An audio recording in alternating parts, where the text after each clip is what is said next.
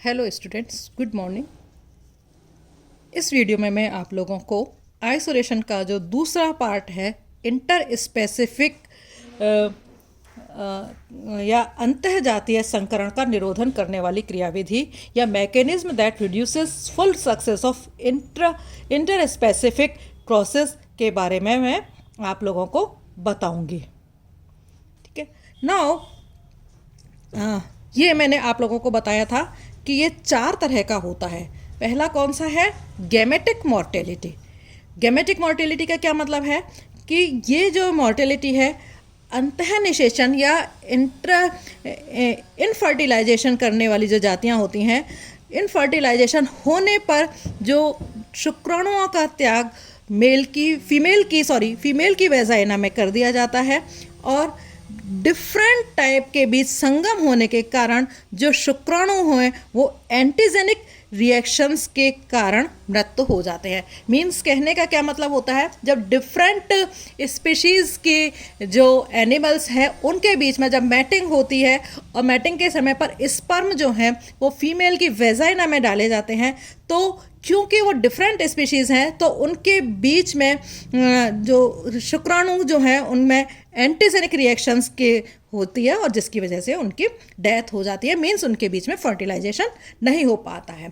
दूसरा जो रीज़न है जाइगोटिक मॉर्टेलिटी। तो कभी कभी जो डिफरेंट जो विभिन्न अलग अलग जातियां हैं उनके बीच में फर्टिलाइजेशन भी हो जाता है और युग्मनज या जायगोट का निर्माण भी उनके बीच में हो जाता है, लेकिन इनके बीच में जायगोट का परिवर्धन जो है वो नहीं हो पाता। तो इससे हम क्या कहते हैं? जायगोटिक मॉर्टेलिटी कहते हैं। फॉर एग्जाम्पल जो मछलियाँ जो हैं उनमें इस तरह से जो इनफर्टिलाइजेशन करवाने पर जायगोट का निर्माण तो हुआ लेकिन जायगोट डेवलप जो है वो नहीं हो पाया। तीसरा है हाइब्रिड इनवायबिलिटी। कभी कभी जो अंतरजातीय निषेचन सफल होने के बाद में जायगोट का भी निर्माण हो जाता है और जायगोट में परिवर्धन भी होना शुरू हो जाता है या होना लग जाता है, लेकिन ये फिर आगे जाकर के जीवित नहीं रह पाता। इसका एग्जाम्पल बेस्ट है कि भेड़ और बकरी के बीच में जब क्रॉस करवाया गया तो संकर जो है वो जन्म से पहले ही मर जाता है। इसके अलावा फोर्थ वन है हाइब्रिड स्टेरिलिटी।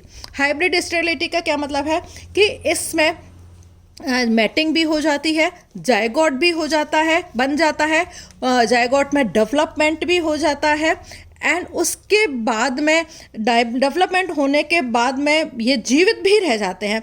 तो कभी कभी जब जीवित रह जाते हैं लेकिन इनकी जो स्पीशीज़ हैं वो स्टेराइल होती हैं। तो स्टेराइल का बेस्ट एग्जांपल आपको पता है म्यूल होते हैं, खच्चर होते हैं कि घोड़े और गधे के बीच में जब क्रॉस करवाया जाता है तो म्यूल्स जो है वो उत्पन्न होते हैं जो कि बंधे होते हैं, वो फर्टिलाइज्ड नहीं होते हैं। तो बंध्यता का जो मुख्य कारण है गैमेटोजेनेसिस के द्वारा होने वाला जो माइटोसिस डिवीज़न है उसमें जो गुणसूत्र होते हैं उनमें होमोलोगस गुणसूत्र जो है उनके बीच में पेयरिंग नहीं हो पाती है जिसकी वजह से वो बंध्य बन जाते हैं।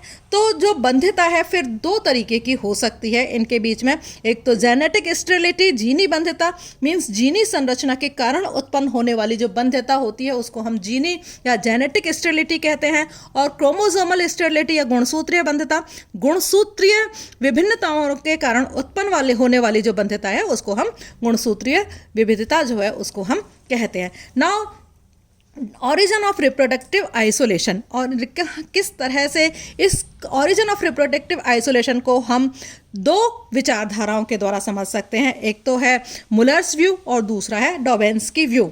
मुलर्स के अकॉर्डिंग जब एक ही जाति की पॉपुलेशन भौगोलिक बाधा के कारण 2 पॉपुलेशंस में या 2 समष्टियों में विभक्त हो जाती है तो इसे एलोपैट्रिक समष्टि हम कहते हैं। ये मैंने आप लोगों को पहले वाले वीडियो में भी बताया था। लेकिन इसके दोनों समष्टियाँ जो है कुछ समय के बाद में एक दूसरे से स्वतंत्र हो जाती हैं और इन दोनों पर जो एनवायरनमेंट है उसके इवोल्यूशनरी फोर्सेस जो हैं वो उन पर लगने लग जाते हैं। इवोल्यूशनरी फोर्स जैसे कौन कौन से होते हैं, जैसे कि नेचुरल सिलेक्शन हो जाता है, जेनेटिक ड्रिफ्ट हो जाता है, रिकॉम्बिनेशन हो जाता है और इस वजह से इन दोनों समष्टियों के जो जीन पूल हैं उनके अंदर परिवर्तन होते हैं और वो अलग अलग हो जाती हैं।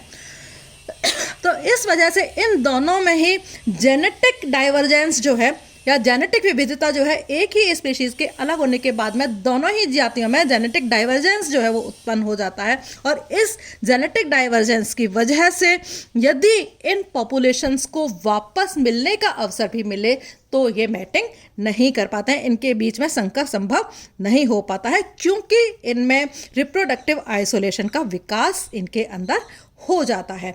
दूसरा है डॉवेंस की व्यू के अकॉर्डिंग क्या है कि जो रिप्रोडक्टिव आइसोलेशन जो होता है उसमें कॉम्प्लीमेंट्री जीन कॉम्प्लेक्स में परिवर्तन व प्राकृतिक वर्ण जो है उनके बीच में उत्पन्न हो जाता है। मीन्स जीन्स जो है वो कैसे हो जाते हैं, उनमें नेचुरल सिलेक्शन हो जाता है, तो इसके अनुसार जो हाइब्रिड जो हैं वो कम अनुकूलित होते हैं, इसलिए या तो वो मर जाते हैं या फिर वो बंध्य होते हैं। तो इस प्रकार के संकर के विलोपित होने के साथ ही पैतृकों के जो संकरण को प्रोत्साहित करने वाले जीन्स हैं वो भी खत्म हो जाते हैं, एक्सटिंक्ट हो जाते हैं। तो इस प्रकार प्राकृतिक वर्ण जो है संकरण को निरुत्साहित करके दो संबंधित समस्याओं के बीच ही जननी के पृथक्करण को उत्पन्न कर देता है। तो ये व्यू किसका था?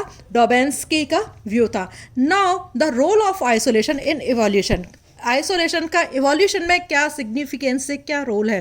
तो आप लोगों को पता है जो आइसोलेशन है वो ओरिजिन और स्पीशीज़ के लिए एक मेन इवोल्यूशनरी फोर्स है, जिसकी वजह से दो स्पीशीज़ जो है वो उत्पन्न होती हैं। मैंने आपको बताया था जो जाति का उद्भवन है वो दो तरीके का हो सकता है, एक तो एलोपैट्रिक और दूसरा है सिम्पैट्रिक उद्भवन।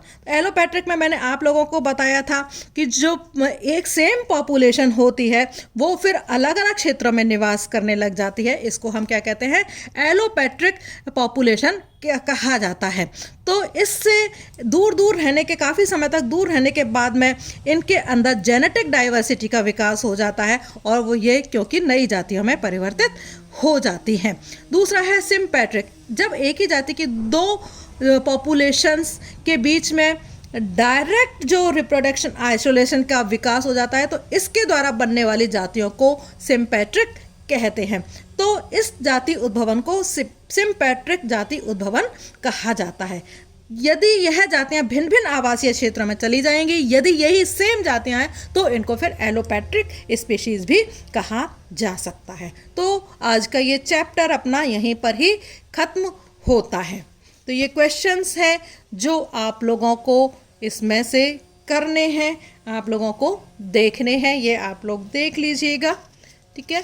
और थोड़े से इधर भी हैं जो आप लोग को कर लीजिएगा इनको। Okay, thank you.